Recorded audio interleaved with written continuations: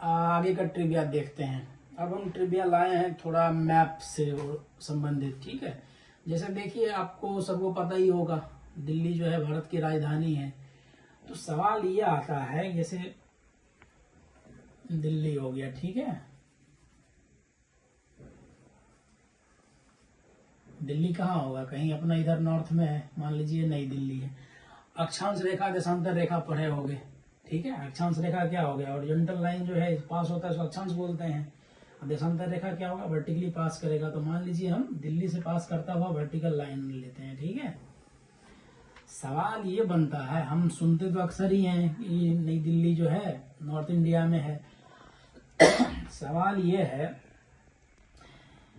कि सबसे समीप के देशांतर पे कौन सा शहर स्थित है दिल्ली के, ठीक है। तो जैसे मान लीजिए ये तो दिल्ली हो गया, ठीक है, नई दिल्ली लिख लीजिए।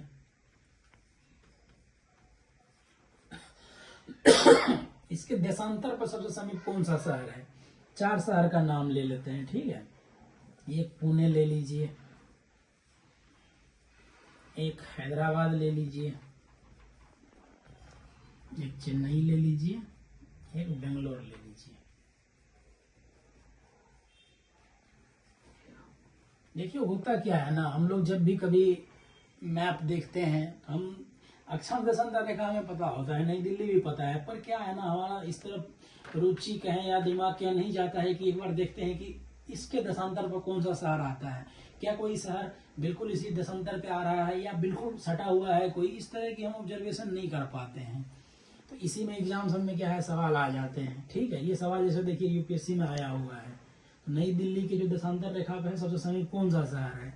आप ध्यान से देखेंगे ना, सही से इसको लाइन ड्रॉ करेंगे तो आपको ये दिखेगा कि इसमें बेंगलोर सबसे जो है नजदीक आता है, ठीक है। ये सब ऐसे ट्रिविया हुए ना, ऑब्जर्वेशन स्किल आपको बढ़ाना पड़ेगा। जब आप पढ़ रहे होते हैं तो आपको थोड़ा दिमाग लगाना पड़ेगा, क्रिएटिविटी दिखाना पड़ेगा। अब जैसे देखिए ये तो देशांतर का हो गया, मान लीजिए अक्षांश का पूछा जाए, इसके अक्षांश, अक्षांश का मतलब क्या हो गया, ओरिजेंटल लाइन खींचेंगे जो नई दिल्ली से पास हो रहा हो, तो इसी में अक्षांश का भी आ जाएगा। तो अक्षांश का जब आप खींचेंगे ना, तो नॉर्थ ईस्ट का जो स्टेट है उसमें स्टेट से पास करेगा, ये अरुणाचल प्रदेश से पास करेगा, सिक्किम के ऊपर से निकल जाएगा, अरुणाचल प्रदेश से पास करेगा, लेकिन कहीं ना कहीं ये माउंट एवरेस्ट जो है हिमालय आएगा इस लाइन के नजदीक पर। तो अक्षांश रेखा पर जो है नई दिल्ली के सबसे समीप क्या आएगा, माउंट एवरेस्ट आएगा। देशांतर करेंगे तो बेंगलोर शहर आएगा सबसे नजदीक पर। तो इससे हम ट्रिविया से क्या सीख सकते हैं, हम जब भी अपना स्टडी करते हैं तो हमें जो नॉलेज है हम उसमें थोड़ा क्रिएटिव होकर सोचें कि नई दिल्ली पढ़ ली, अक्षांश देशांतर पढ़ लिए, तो एक बार लाइन ड्रॉ करते हैं, ठीक है।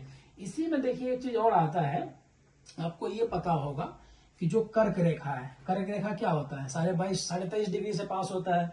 और इंडिया का जो है ये क्या है, अक्षांशीय विस्तार क्या है, 8 डिग्री कुछ से कहाँ तक जाता है, लगभग 35-36 तक जाता है। तो 23 डिग्री क्या होगा, 23 डिग्री जो है आपको पता होगा ये जाता है आपका कहीं यहां से कुछ जाएगा।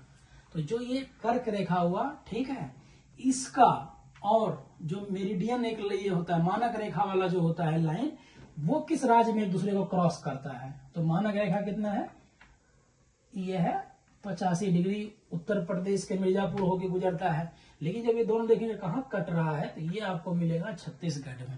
तो ये सब बताने का ये मतलब हुआ कि जब हम पढ़ते हैं ना, सारे चीज पढ़ते हैं, ये सब नॉर्मल चीज है, ट्रिविया इसमें क्या है ना, ऑब्जर्व नहीं करते हैं।